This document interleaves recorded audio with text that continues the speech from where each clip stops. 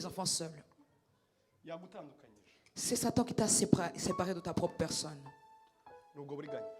Voici sa ruse. Tantôt on a discuté avec les gens en disant à partir de maintenant, nous sommes saints. Ça c'est l'habit que nous avons reçu. Se dépouiller de ce vêtement, c'est se dévaloriser. Parce que la Bible nous dit celui qui n'a jamais péché, il est devenu péché afin que nous puissions porter la justice. Et son habit, c'est cet habit qui nous a fait porter. Ce bon témoignage, c'est de dire qui je suis. Toutes les autres voix qui m'ont dit ces voix ne viennent pas de Dieu. La Bible nous dit c'est que nous avons la vie éternelle. Et ce n'est pas ici.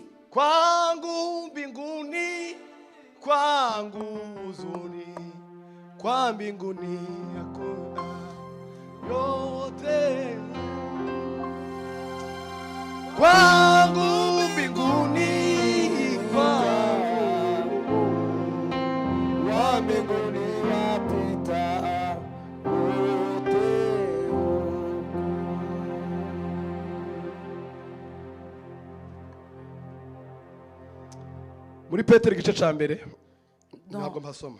Petero wa mbere 1 Pierre igice ca mbere umurongo wa 4 chapitre 1 verset 4. hongera kuduhamiriza neza ko dufite umurage. C'est un passage qui nous atteste que nous avons un héritage. hari ibyo Imana yasize yanditse. Il y a ce que Dieu a écrit pour nous. ibikomeresha amaraso ye. Et il a scellé avec son sang. iravuga ngo Mana bo wampaye. Il a dit Seigneur, tout ce que tu m'as donné, umurimo wampaye gukora, l'œuvre que tu m'as confiée, ndawurangije. voici je l'ai accomplie. uhita utangira kwibaza ngo none turi hano kubera iki? Tu commences à te poser la question, qu'est-ce qu'on fait ici? turi hano kugira ngo twunge Imana n'abandi bantu. Nous sommes ici pour réconcilier les gens avec Dieu. ni nkuru ugomba guha mwene so. La nouvelle que tu dois dire à ton frère ou ta sœur, ni ukumubwira ngo mwene data, c'est de lui dire bien-aimé, you are loved. tu es aimé. warakunzwe kugeraho data yatanze umwana we. Tu as été aimé jusqu'à ce que le Père a donné son Fils. Confess one another. Confess one another. Maturirane. Confessez les uns aux autres. gukonfesa ni ijambo rivuga homologia no gusubiramo ico bakubwiye kuvuga. Confesser, c'est répéter ce qu'on t'a dit de dire. kandi ico ijambo ry'Imana ritubwira. C'est que la parole de Dieu nous dit. ritubwira ko turabera. Elle nous dit que nous sommes saints. nusanga mwene sagiye kugwa. Si tu trouves que ton frère va trébucher, umufata uko ukamubwira ngo mwene data byuka. serre-lui la main en disant bien-aimé, lève-toi. saha wagenewe. Va là où tu dois être. uruwera vaho ngaho. Tu es saint, sors de là. niyo mpamvu Bibiliya yakazanavuga ngo none umaze kugusubizamo imbaraga. C'est pour cela que la Bible nous a dit maintenant que je t'ai amasengesho yabo babiri bera. Et les prières de ces deux bagira saints imbaraga. ont un impact. uyu mwana washimye hano naramubwiye ndamubwira ngo Cette fille qui a remercié le Seigneur, je lui ai dit, uremera ko ibyo ndi bukubwira ari Imana iri bikubwira bati yego. je lui ai dit, est-ce que tu crois que ce que je vais te dire vient de Dieu? yambwiye ngo yaranduhije ariko nanjye ndamushimira ko yanyumviye. Et elle a dit que elle m'a fatiguée, mais je la remercie aussi parce qu'elle a honoré mes conseils. twafashe amasengesho saa kenda buri saa kenda za nijoro tugasenga. On a pris des prières de 3 heures, on priait. muri iyo minsi naramuhaye umunsi umwe ndambwira ngo ngaho senga numve. Dans ces jours, je lui ai dit, prie pour que je puisse entendre. ararira gusa. Elle a pleuré.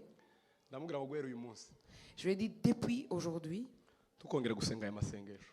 ne commence plus à prier, ne recommence pas ces prières. nurira wuzuye umunezero. Si tu pries avec la joie, nanjye nzagufasha turire twuzure umunezero. si tu pleures en ayant la joie, je vais t'aider pour que nous soyons dans la joie. ariko nurira uririra ibibazo. Mais si tu commences à prier en pleurant pour des problèmes, sinzabikwemerera na gato. je ne vais pas l'accepter. ntukabwire ibibazo ubunini bwabyo. Il ne faut pas accorder la grandeur des problèmes une importance. ahubwo bwira ibibazo gukomera. Dis aux problèmes. Elise umpaye indi minota ibiri. urayimpaye kuko ko ndabareba kuva mushaka kubicoka ibyo ngiye kuvuga. Est-ce que tu peux m'accorder 2 minutes pour que je puisse expliquer ceci? nabarebye kugira ngo murasa n'abari bagitegereje kandi iminota yanjye yashize. Umva hano. Écoutez bien. Twese tujya tubikora ariko ni amakosa. Nous le faisons souvent, mais ce sont des erreurs. Iyo ngiye gusenga. Quand je vais prier, niyo mpamvu Bibiliya itubwira gusenga mu izina ry'Imana. C'est là où la Bible nous dit de prier au nom de Dieu.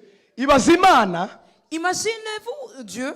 Imana ihayirira icyangombwa. Si Dieu pleure pour des papiers. Mwanyumviye kino kintu. Vous écoutez ceci? Itekereza Élisée. Imagine-toi Élisée. Imana ya Isiraheli. Le Dieu d'Israël. Iri kuririra icyangombwa cy'ahano. En train de pleurer pour les papiers d'ici. Ibaza Imana yo mu ijuru. Imaginez-vous le Dieu du ciel. Iri kuririra amafaranga 10,000. Qui pleure pour 10 000 francs. Imana yo mu ijuru. Le Dieu du ciel.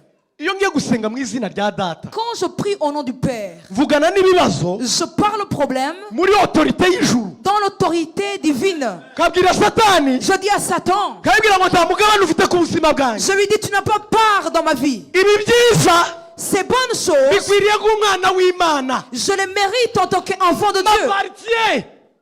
Nibzange. Ça, c'est ce que ça veut dire prier au nom de Dieu. En disant, démon, s'il te plaît, sors. Et tu dis ce que je viens de dire. Je viens de le prier au nom de Jésus. Les anciens disciples ne faisaient pas comme ça. Ils avaient su qu'il y a quelqu'un qui est en eux. Prier au nom de Jésus, c'est quelqu'un qui est en toi. Pierre et Jean, quand ils ont trouvé le handicapé, ils n'ont pas dit s'il te plaît, s'il te plaît. Ou donne-nous 3 jours, on va prier.